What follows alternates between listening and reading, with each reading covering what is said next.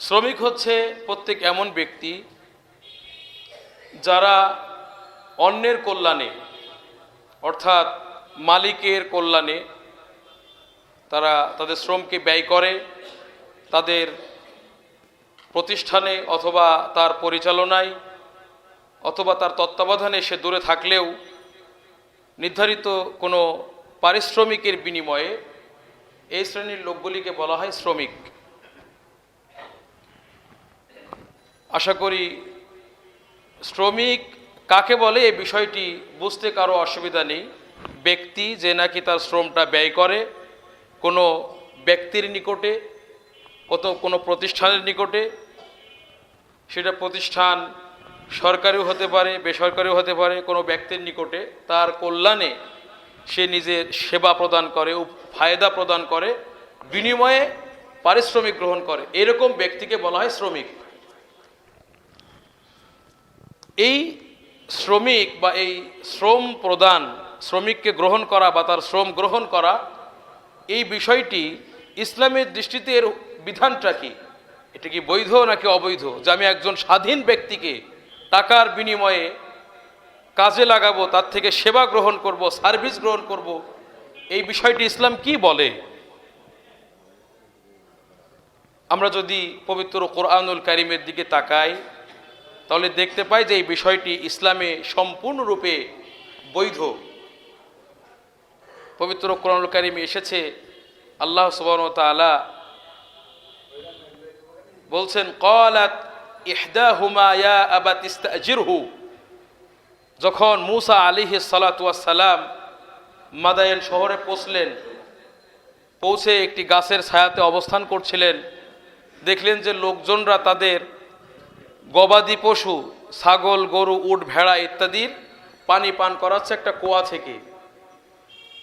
দেখলেন একটু দূরে দুজন মেয়ে, যুবতী মেয়ে, তারাও এসেছে, কিন্তু পুরুষদের ভিড়ে তারা দূরে সরে আছে, তারা পারছে না। মূসা আলাইহিস সালাতু ওয়াস সালাম তাদের দুজনের কাছে গিয়ে পেশ করলেন যে তোমরা কারা? বলছে আমরাও এখানে ছাগল চড়াতে এসেছি এবং পানি পান করানোর জন্য অপেক্ষা করছি, আর আমরা বাধ্য হয়ে এসেছি কারণ আমাদের যে বাবা তিনি অত্যন্ত বৃদ্ধ হয়ে গেছেন, তিনি যে নিজে ছাগল চড়াবেন এই শক্তি তার নাই, আর আমরা পুরুষদের মাঝে ভিড়াভিড়ি করতে পারছি না, তাদের সাথে আমরা পারি না, এর জন্য অপেক্ষা করছি যখন সকলেই পানিটা পান করিয়ে চলে যাবে তারপরে আমরা গিয়ে পানি পান করাবো। মূসা আলাইহিস সালাতু ওয়াস সালামের দয়া হলো দুজন দুর্বল মহিলার উপরে, নারীর উপরে। তিনি বললেন যে ঠিক আছে, আমি দায়িত্ব নিচ্ছি, আপনাদের এই পশুর পানি আমি পান করিয়ে দেব। তিনি মূসা আলাইহিস সালাতু ওয়াস সালাম অত্যন্ত শক্তিশালী ছিলেন, তিনি সেই ছাগলের পাল নিয়ে পানি পান করে দিলেন অত্যন্ত দ্রুত গতিতে। মেয়ে দুটি তাড়াতাড়ি সেদিন বাড়িতে ফিরে গেলেন। ফিরে যাওয়ার পরে আবার ডাকতে আসলেন মূসা আলাইহিস সালাতু ওয়াস সালামকে, বললেন যে আমার বাবা আপনাকে ডেকেছেন, আপনি যে আমাদের ছাগলের পানি পান করিয়ে দিয়েছেন বা পশুর পানি পান করিয়ে দিয়েছেন এটার পারিশ্রমিক তিনি দিতে চান। দেখুন এখান থেকে কি বোঝা গেল যে এই বিষয়টি প্রচলিত মানব সমাজে। শুধু তাই না, এরপরে একজন মেয়ে, দুইজন মেয়ের, ক্বালাত ইহদাহুমা, দুই মেয়ের এক মেয়ে বলল, ইয়া আবাতি, হে আমার প্রিয় বাবা, ইস্তাজিরহু, এই লোকটাকে আপনি শ্রমিক হিসেবে গ্রহণ করুন। ইন্না খায়রা মান ইস্তাজারতা আল কওয়িয়ুল আমিন, আপনি যাদেরকে শ্রমিক হিসেবে গ্রহণ করবেন তাদের ভিতরে সর্বোত্তমভাবে এই লোকটি। কেন? সে হচ্ছে আল কওয়িয়্যু আল আমিন, অত্যন্ত শক্তিশালী এবং অত্যন্ত আমানতদার, তার ভিতরে আমানত রয়েছে, সে বিশ্বস্ত, সে খেয়ানত করবে না আপনার। কারণ যখন একজন নবীর আচরণ দুজন মেয়ে লক্ষ্য করলেন, ছাগলের পানি পান করিয়ে আগের স্থানে যে বসে থাকলেন, আলতু ফালতু কথা মেয়েদের সাথে বলেননি, তখন মেয়ে দুটো বুঝে ফেলেছেন লোকটা অত্যন্ত সচ্চরিত্রবান, আমানতদার এবং শক্তিশালী, বুঝে ফেললেন। তাই বললেন যে সবচেয়ে উত্তম যাদেরকে আপনি শ্রমিক হিসেবে গ্রহণ করবেন সেটা হতে পারে কে? আল কওয়িয়ুল আমিন, যে নাকি শক্তিশালী হবে এবং যে নাকি বিশ্বস্ত হবে। আর এই আমরা মনে করি এই লোকটা সেটা, অথবা আপনি একে শ্রমিক হিসেবে গ্রহণ করুন।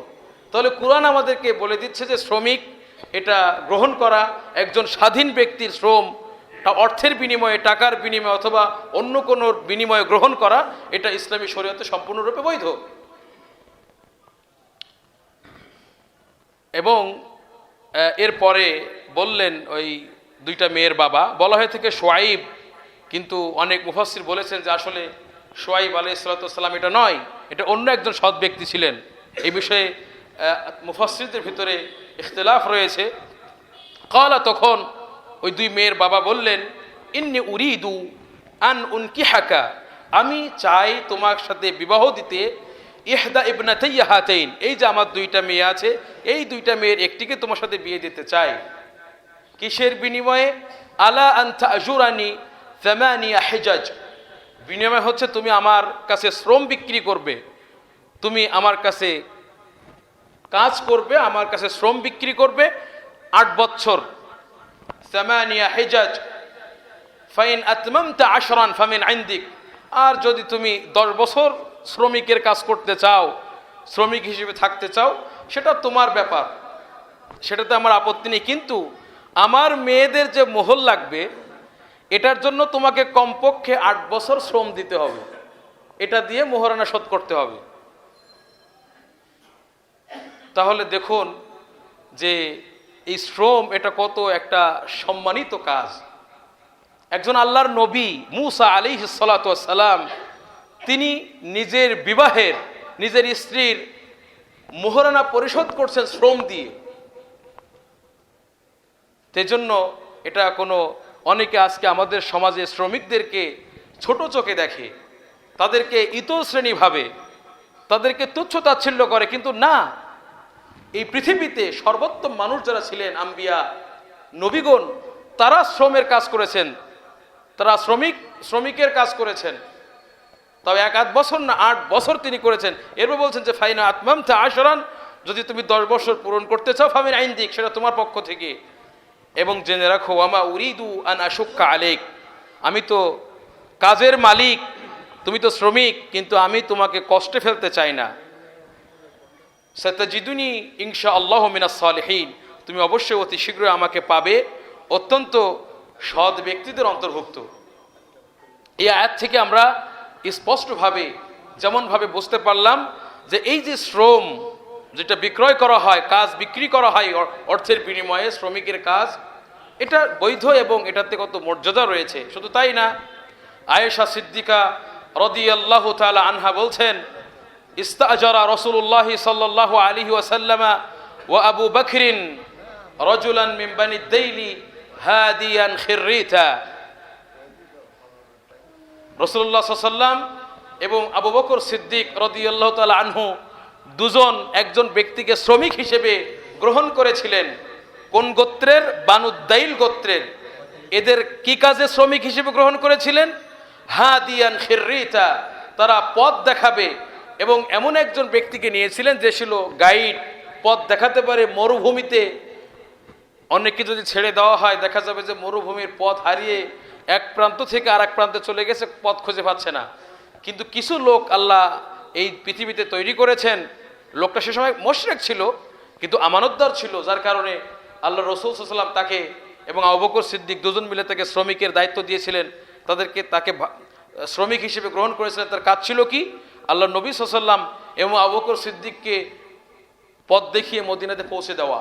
খিররিতের অর্থ হলো মাহের, অত্যন্ত অভিজ্ঞ গাইড ছিলেন, পথ প্রদর্শক ছিলেন।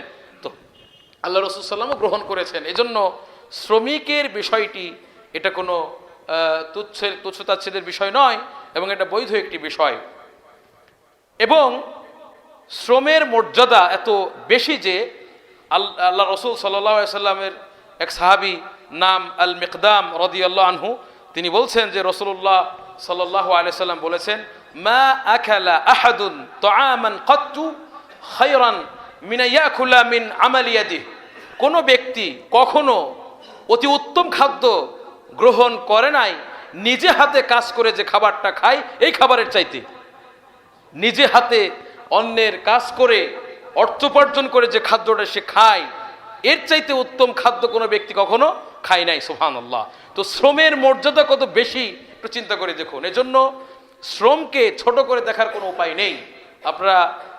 আপনারা ভাবতে অবাক হয়ে যাবেন যে এই যে পৃথিবী, যদিও এই পৃথিবীর কোনো মূল্য আল্লাহর কাছে মাছির দানা পরিমাণ নাই, তারপরেও আল্লাহর বড় হিকমা, এই দুনিয়াটা আবাদ হোক, এটা আল্লাহ চান।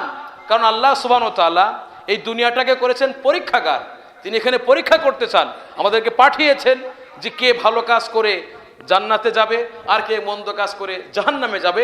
এটা আল্লাহ সুবহানাহু ওয়া তাআলা সকলের সামনে পরীক্ষা করে দেখাবেন। আল্লাহ তো সবই জানেন, কিন্তু ফেরেশতারা জানতে পারবে, অন্যান্য মানুষরা জানতে পারবে যে কারা ভালো কাজ করে জান্নাতে যাবে এবং কারা মন্দ কাজ করে জাহান্নামে যাবে। এটা আল্লাহ দেখানোর জন্য এই পৃথিবীকে আল্লাহ সাজিয়েছেন।